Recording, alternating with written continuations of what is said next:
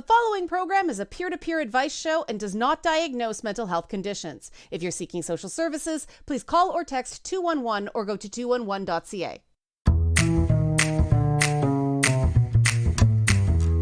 Hello, listeners around the world on radio, streaming, and podcast services. This is It's Not Therapy. I'm Liana and I am not a therapist, but I am your source for practical advice for everyday problems, using my top 10 sayings for checking in with your best self. This week, I'm going to ask you to excuse my wheezing. I am getting over a really awful cold. My first cold in 4 years. It hit me like a truck. I have asthma. I'm still recovering. Apologies in advance. But I'm here. And we're going to talk about a concept that gets thrown around a lot without a clear picture of what it is. We're going to talk about self-worth, specifically inherent self-worth. Now, inherent self-worth is a concept that's both simple and incredibly complex at the same time, because it's the idea that you matter simply for being you. Yeah, I can hear you scoffing and rolling your eyes. I know, when it's put like that, it sounds like a platitude, doesn't it? That phrasing, you matter simply for being you, that phrasing begs the question, matter to whom? And that's where things get complex really fast.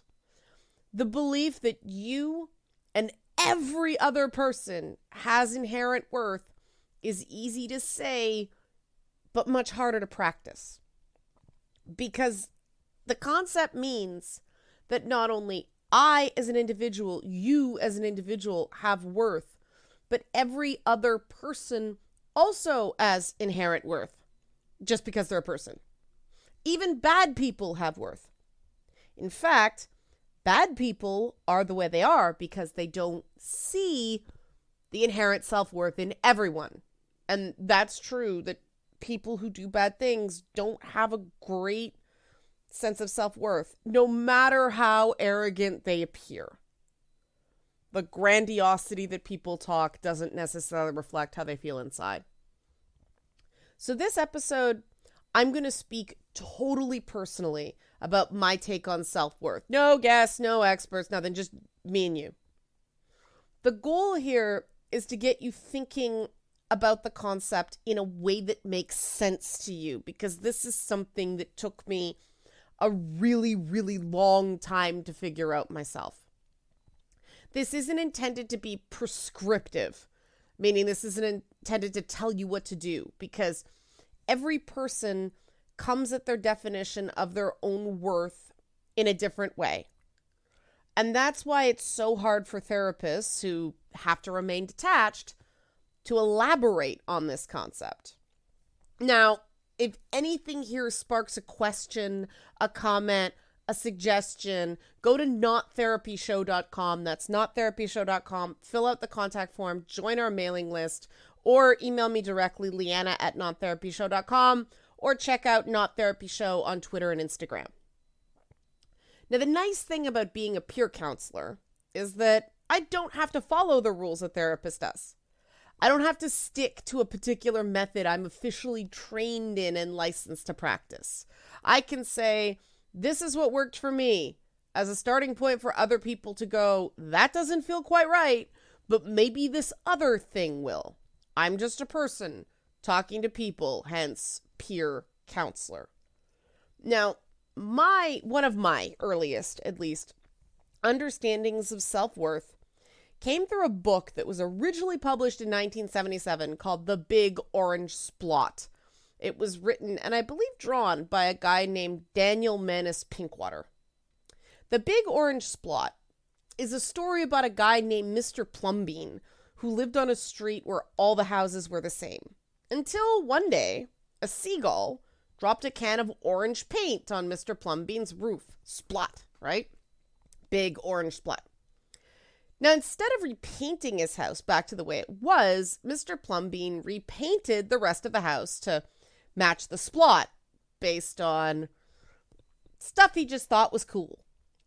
And the house ended up looking like, well, a pride billboard with lions, a blonde lady, and steam shovels. But, that's what Mr. Plumbean liked. We don't judge. He then added a clock tower, palm trees, and an alligator. Again, the book was published in 1977. It was a simpler time. Mr. Plumbean's neighbors thought he'd gone nuts. They'd insisted he'd ruined the street. Anybody who lives in suburbia goes, yeah, I know that feel. But Mr. Plumbean said, my house is me and I am it. My house is where I like to be, and it looks like all my dreams. Well, his neighbors thought he was crazy. They told Mr. Plumbean's next-door neighbor to go talk some sense into him. So the next-door neighbor went to Mr. Plumbean's for lemonade, and they talked all night. The next day, the neighbor turned his house into a red and yellow boat. And he also said, my house is me and I am it. My house is where I like to be, and it looks like all my dreams. One by one, the whole street came around to that way of thinking. Each house was an embodiment of good crazy. The street was no longer a neat street. It was, our street is us, and we are it. Our street is where we like to be, and it looks like all our dreams. And this was the greatest book ever when I was a kid, before I discovered the soul-destroying horrors of resale value and depersonalization when you're selling a house. I know. I'm lucky to own a home right now. I hear you. Yeah, that was, what do you mean depersonalized? Big orange splot. The big orange splot was foundational for me. It was a language that, no matter what else was going on, gave me permission to be weird.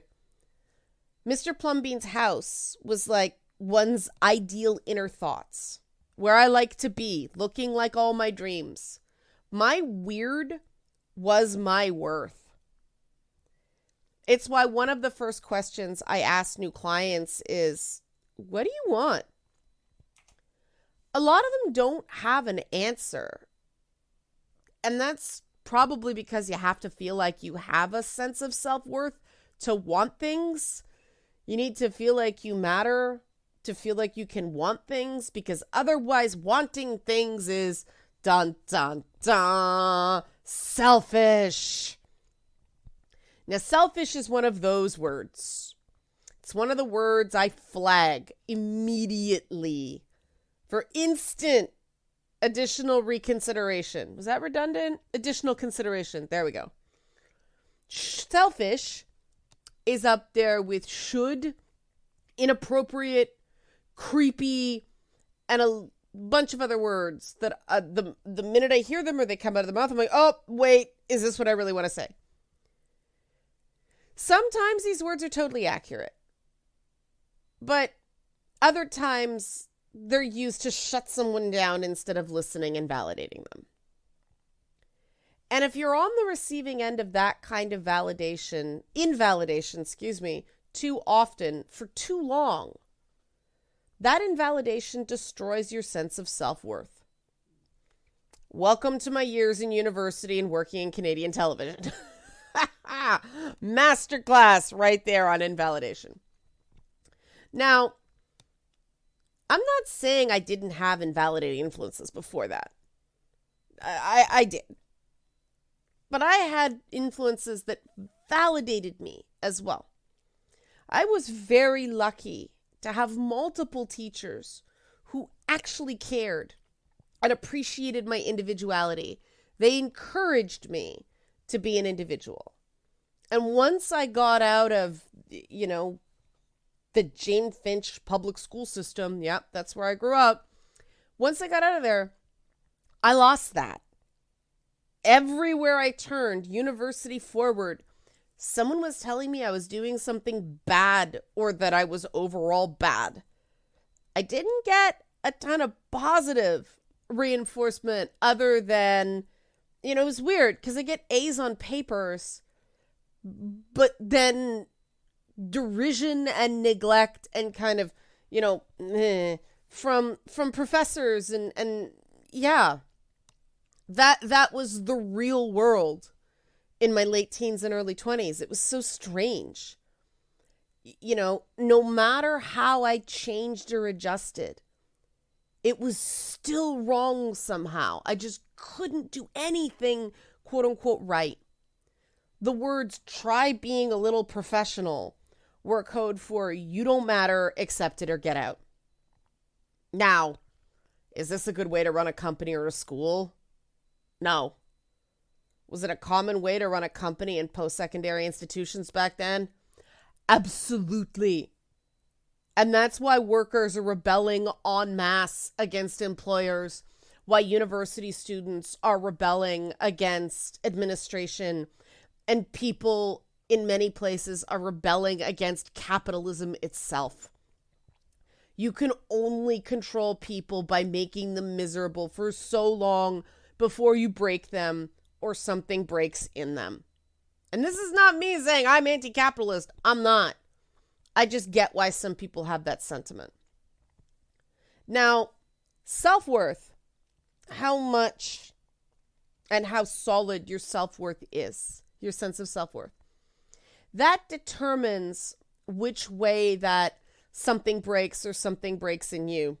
You know, it determines which way that break happens. Resilience is treated as if it's innate, but it's not. Resilience is far from innate. Resilience is a learned skill. And resilience is reinforced by family and friends who have your back and structures that treat humans like humans. But how do you know if you had those things? And what if you didn't? Well, I'm going to take a break because I've been talking for a bit here. I'm going to take some time to cough. And I'm going to come back with some suggestions to those dilemmas. Again, if anything inspires a question, comment, or suggestion, please reach out. Liana at Not Therapy Show by email. You can go to nottherapyshow.com with a contact form. That's pretty much all the website is right now, a contact form. We're working on more stuff. Or you can join our mailing list so you can get direct notifications from us. Not too often, just when we got something to say. Nottherapyshow.com or at nottherapyshow on Twitter and Instagram. We'll be back in a bit talking self-worth on It's Not Therapy. The following program is a peer-to-peer advice show and does not diagnose mental health conditions. If you're seeking social services, please call or text 211 or go to 211.ca.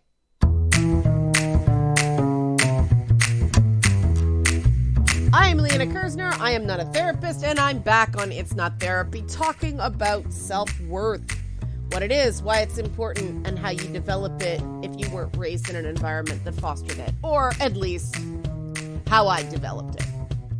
And like I was saying before the break, no one starts with a sense of self-worth. We all start as extensions of our parents. Our entire framework for whether we're good or bad comes from the approval of the adults that look after us when we're kids. And every generation has screwed up their kids in a unique and generationally defining way. We're going to start with the boomers. Everybody loves to pick on the boomers, okay? But the boomers had to deal with their parents, known some places as the greatest generation. Don't let that go to your head. Well, they were traumatized from the world wars. And so the boomers ended up being the counterculture of the 1960s and 1970s, you know, when everything was kind of like it is now. But that faded into the materialism of the greed is good yuppie 1980s. Do you remember the yuppies? Yeah, that was a thing back then. Gen Xers like me, we were known as the slacker generation or generation apathy. We grew up in the late Cold War. And the messaging at us, you know, we were lazy, we were this, we were that, but we also would probably get nuked. And if we didn't get nuked, we'd have no jobs because of the aging population. And then we got the AIDS epidemic. You know, I'm not kidding. Teachers, I remember in grade 10 getting the ongoing lecture about the silver wave, the aging population. There's going to be no jobs for you. And the suggestion was go into computers. Those are guaranteed jobs. And so then there were too many computer scientists. Go system. What we realized as Gen X is that it was safest if we acted like we didn't care about anything. Plan was people would forget we existed, and then we could do our thing. Now, this may have worked a bit too well, seeing as a lot of people forget that there's a generation between boomers and millennials. Now, millennials may have gotten the roughest so far, because millennials, starting in the 1990s, were subjected to that toxic surface self-esteem movement.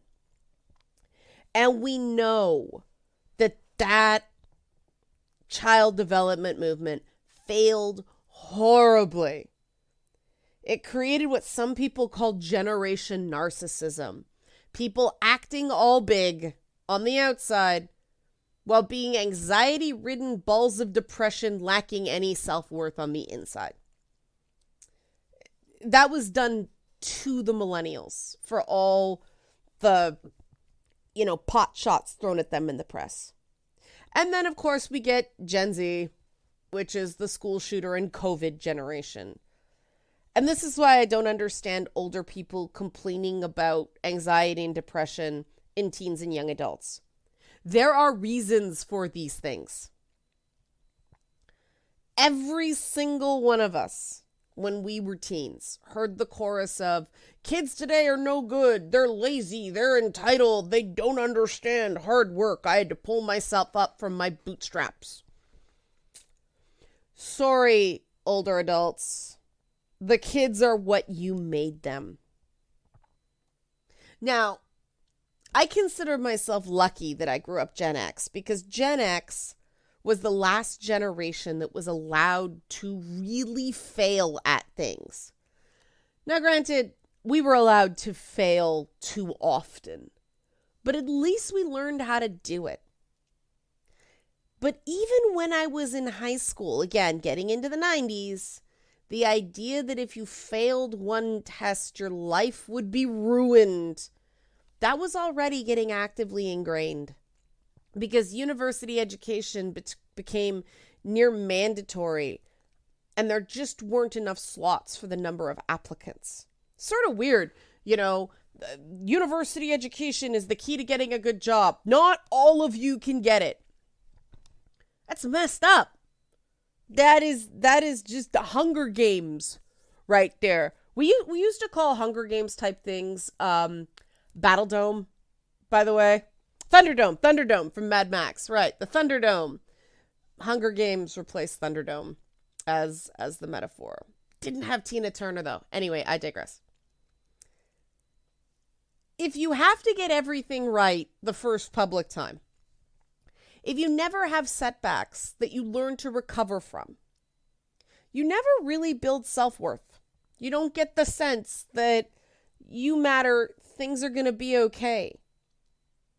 So the rampant anxiety that we see in millennials and Gen Zers is completely understandable. And that's before you get to the chronic invalidation that these younger generations have always received, because everything has to be crowd-sourced, crowd-funded. You're all friends here. Right? You're all on the same team. No, you're not. Back in the day, back in the Gen X day, we could tell someone to buzz off. Buzz is not the word I want to say. We could even punch them in the face and not have zero tolerance school policies kick in. Now, I don't advocate punching someone in the face. The point is, it was a very different time. We weren't given the message that everyone had to like us or there was something wrong with us. At least I didn't get that until I was working in TV, and I started in TV when I was still a teenager. I was still forming as a human. It was bad. And that's the thing. I got both sides because I came up very late Gen X. It's like 2 years before the cutoff. Boom, me. And so I saw the Gen X attitudes. And then I saw millennials who weren't much younger than me being taught this thing that anger is always bad. A feeling that we all have sometimes is always bad. You can never feel it openly. It's always a problem. That's a hugely invalidating message. Many millennials were taught a ridiculous, impossible catch-22 double standard. They were taught, if someone's angry at you, you must have done something wrong. But they were also taught that being angry yourself is never okay.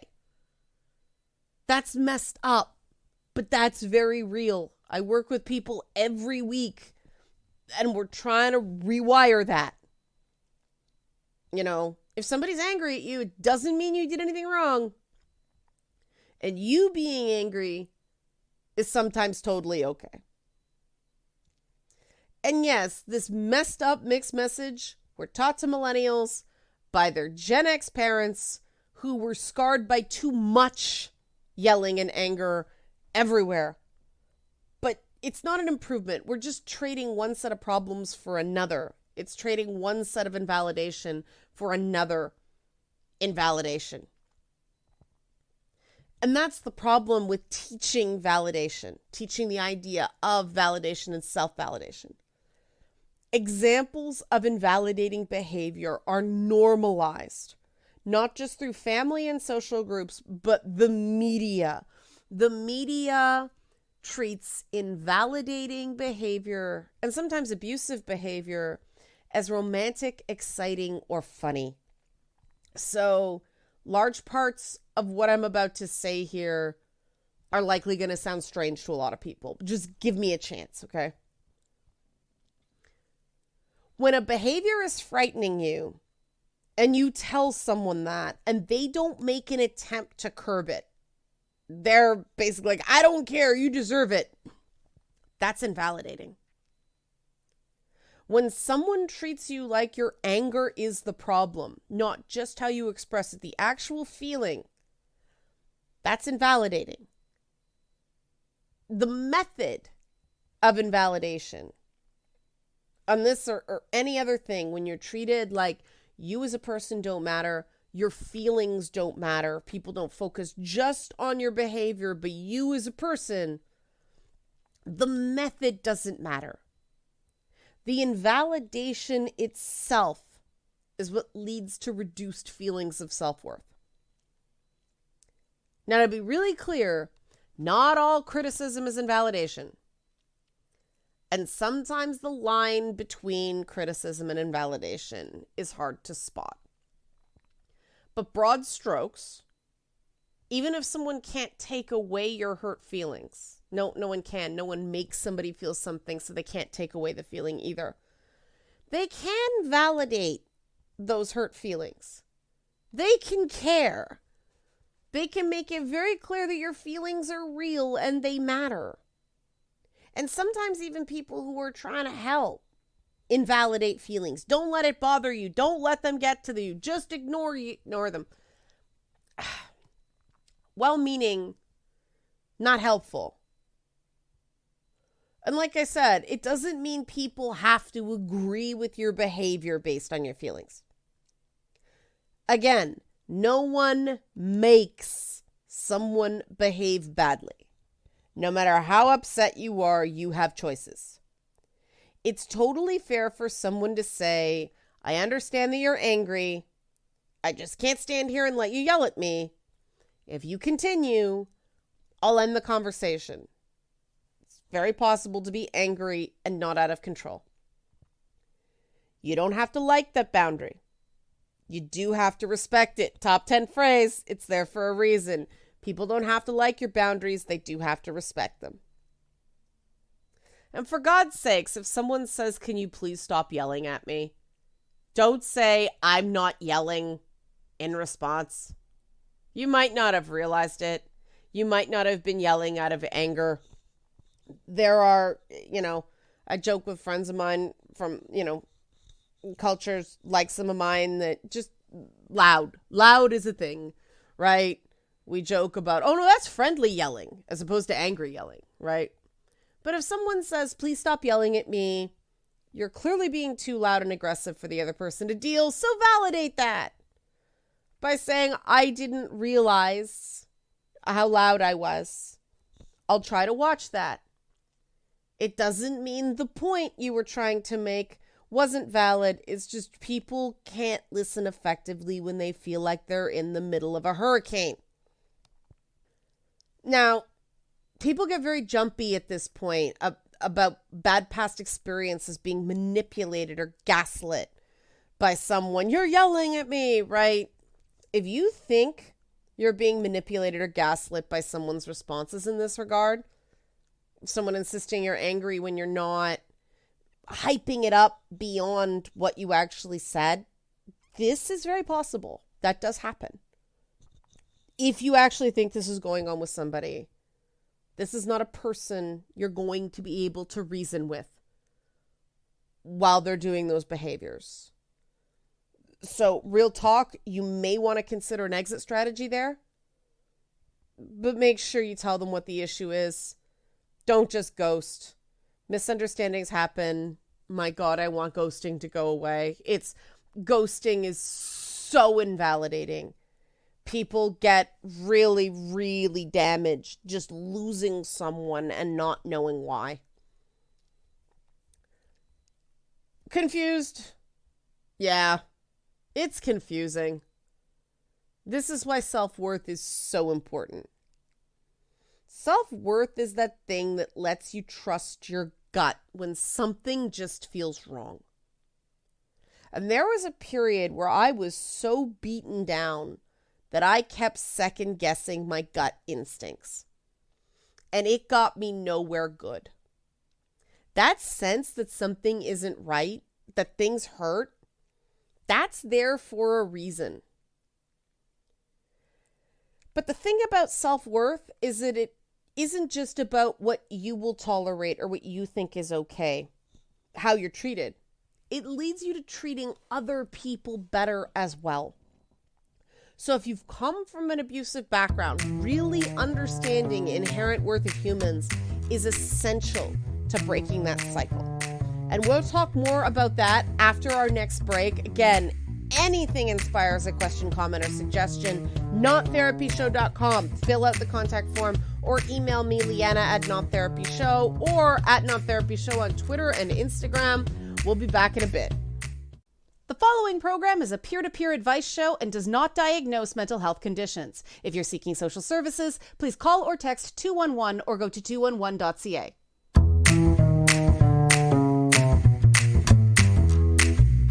Back on It's Not Therapy, I'm Liana Kersner. I'm still not a therapist, and we're still talking about self-worth. And before the break, I promised that we'd talk about how self-worth means you treat other people better, not just treat yourself better. Think about it. If you have inherent worth, then so does everyone else. That means that there are certain things that you just don't do to other people. No matter how upset you are, no matter how upset they're quote unquote making you. They're responsible for them. You're responsible for you. Top 10 phrase. Don't let problems that aren't your fault lead to mistakes that are. A particular cognitive distortion that I had for a really long time was that I had to do things that I really didn't have to. Yeah, there are some things I do just to go along to get along, but I'm much happier seeing those things as conscious choices as opposed to things I have to do. But to get to that happier place, I had to break some codependencies and lose some abusive people. And it was hard. It was painful. And it was absolutely worth it. Even if a part of me still misses some of those people sometimes. The end result of this painful journey is that "you made me" is practically removed from my vocabulary. Yeah, the government makes you pay taxes. The police and courts make you obey the law. But there's no mind control there. Don't pay taxes. Break the law. You can. Just be prepared to accept the consequences of that. They're predictable. Again, no one makes me do anything. Yes, abuse, coercive control, these are real things. But that's why they're abusive. Under normal circumstances, people have choices. I do some things I don't want to do because I decide all the available other options are worse. That's not being forced. That's a conscious choice I made. And this came out of deciding I was worth more than being afraid all of the time.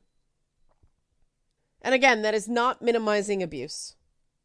Abuse is abuse. Abuse is about structural power. We just all have more choices than we start off realizing. And I don't know exactly.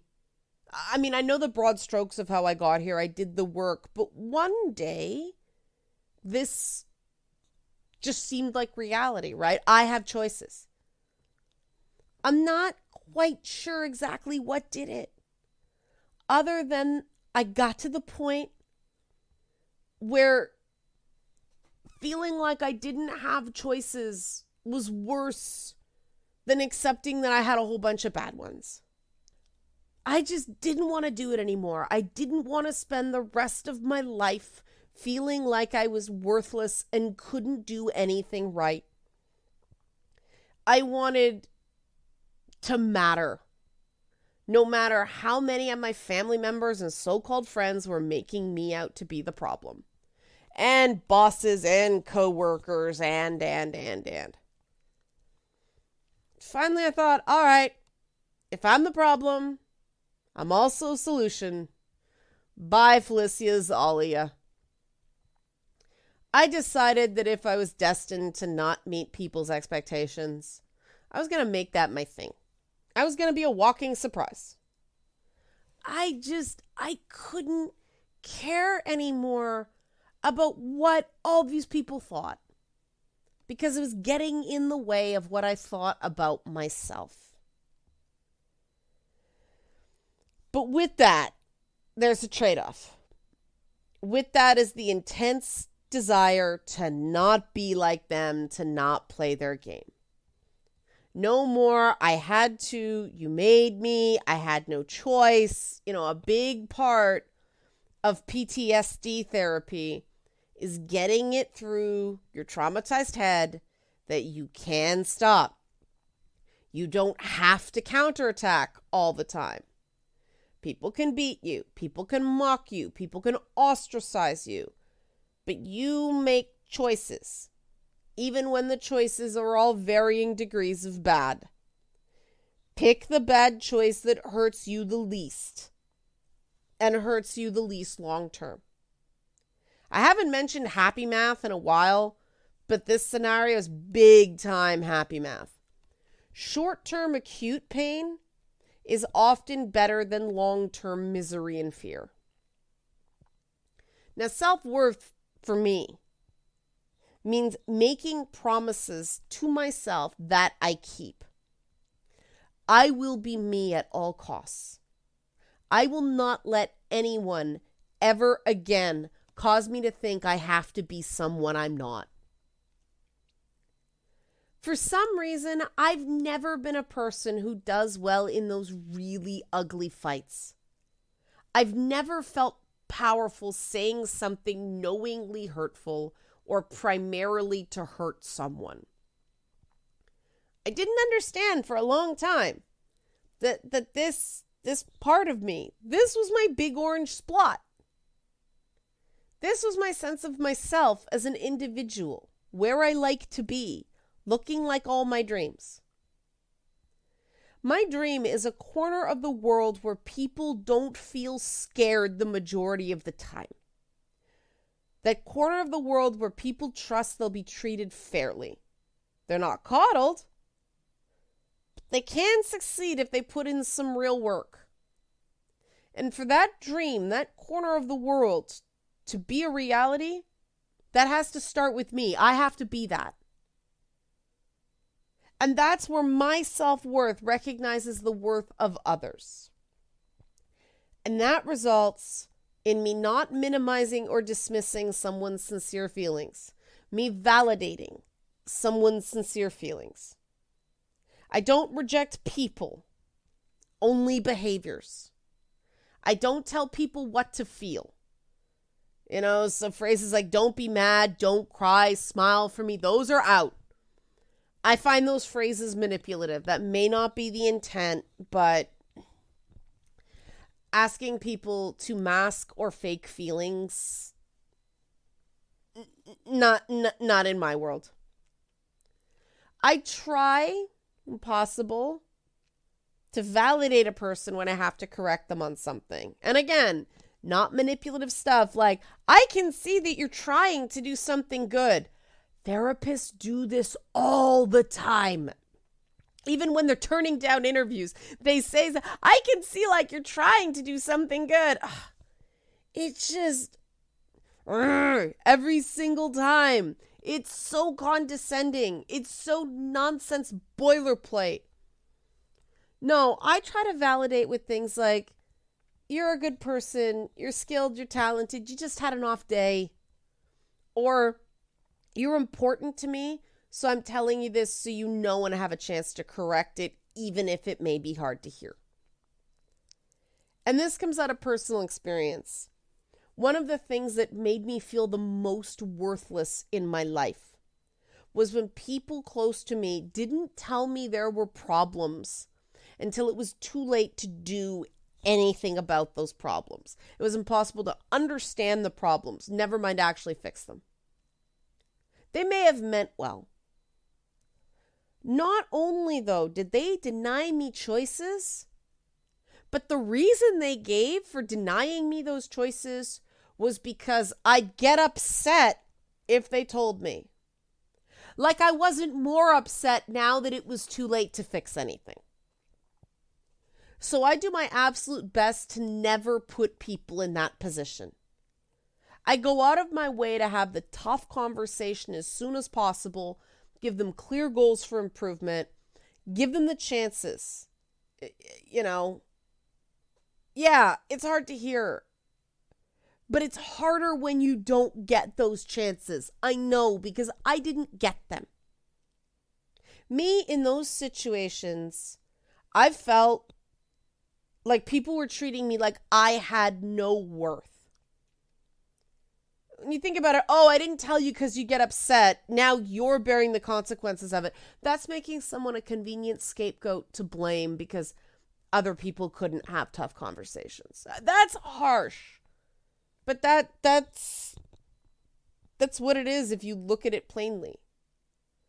I never, ever want to do that to anybody else because of how worthless, how unimportant, how superfluous it made me feel. People always know when I have issues with something they're doing. They don't have to worry that I'm secretly harboring resentments, because resentment, that's also a choice. If I can't shake resentments I have for someone, it means something has to get solved or I need space. And that doesn't mean that telling someone what the issue is means they're automatically going to change. 9 times out of 10, they don't. But at least I know I told them. They had the chances I didn't get. There are some people in my life I've had to stop associating with because I felt myself starting to hate them. And I'm worth more than hate. They're worth more than hate. I still care about them. Or just some people I care about best from a distance because they don't understand boundaries. And that's the cool thing about healthy self-worth. It makes moral and interpersonal choices much more clear. Self-worth is great that way. You don't really agonize. You behave based on a consistent sense of self. And if people call you names, you know they're not true. People who do the name calling thing, they hate themselves or they hate a part of themselves. the part that they're connecting to by calling people names. They're treating people like they're worthless when it's the really mean name calling because it's reflecting a part of them that feels worthless. And that's the big secret. That's the big Oprah aha, right? That's the core of the person who abused you. Abusive people hate themselves. No, it's true. Abusive people hate themselves. That realization helped me heal from abuse and understand how abuse works. It was the keystone in my understanding of how to tell the difference between abusive and non-abusive behavior. And here's a brief do's and don'ts. I'm afraid it may confuse people more than help, but this is all I can do in this format. This is why I do one-on-one counseling stuff. Loving behavior focuses on criticizing behavior and dealing with outcomes, not intents or character. Loving behavior lets you express your feelings, cares about your feelings, and validates your feelings. Loving behavior sets boundaries about what someone will or will not accept, not what another person must or must not do. Loving behavior provides you with the information you need to make informed choices that are good for you. Loving behavior involves sincere apologies. It doesn't make you responsible for another person's behavior. Loving behavior works with the other person to create an agreement going forward that both parties agree to. Loving behavior means hurts may not heal right away, but non-abusive people work to avoid grudges.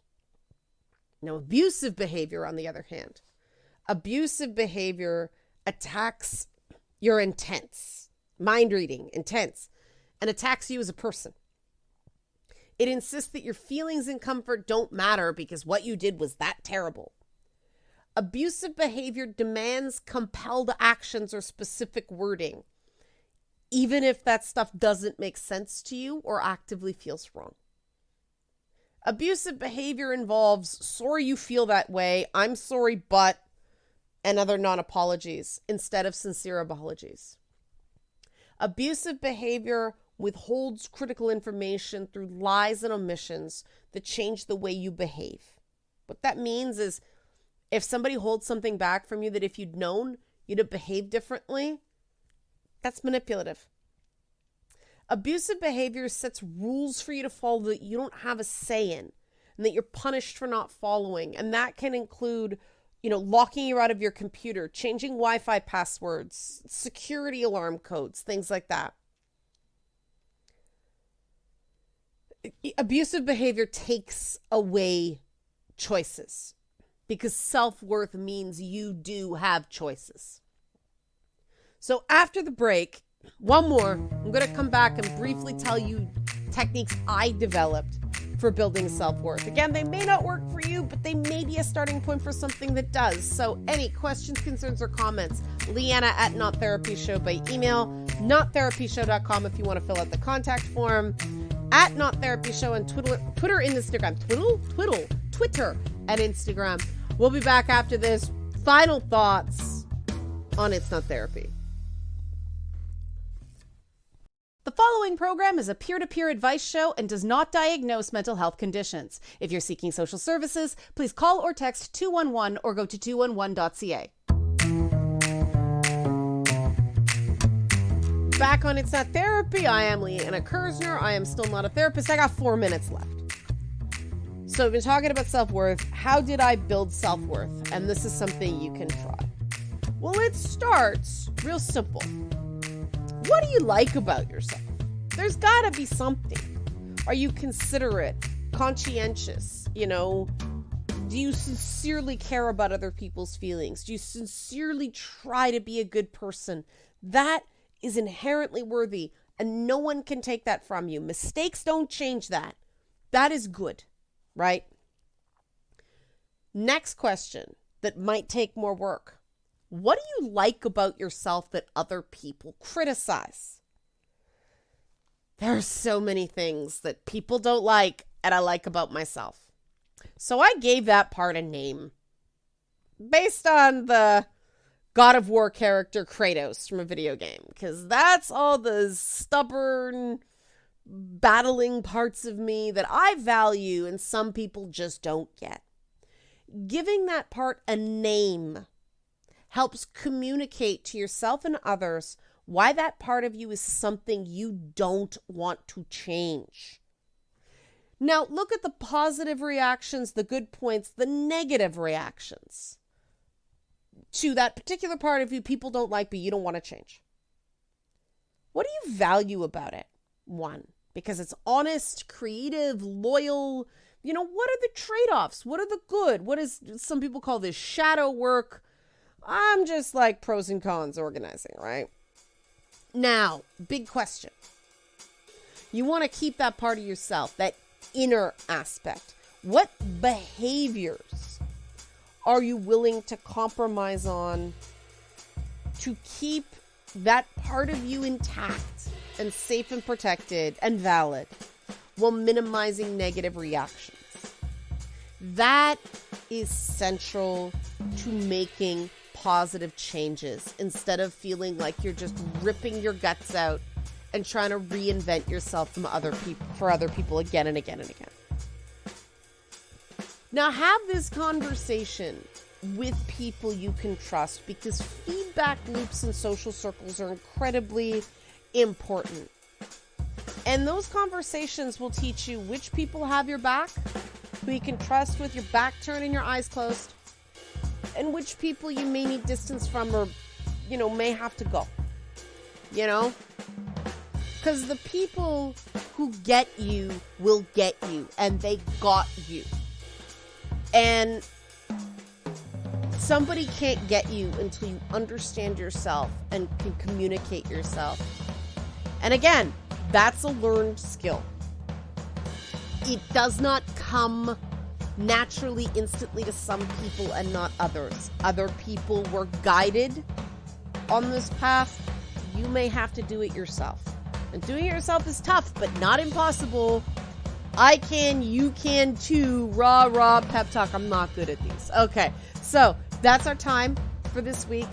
We've got one more guest next week, and then we're going to go into a section on healthy conflict, which is why I wanted to do the self-worth bit now. The bubbleheads are going to be back soon. You guys love the bubbleheads. So until then, I'm Liana Kersner. I'm still not a therapist. This has been It's Not Therapy. Try this stuff.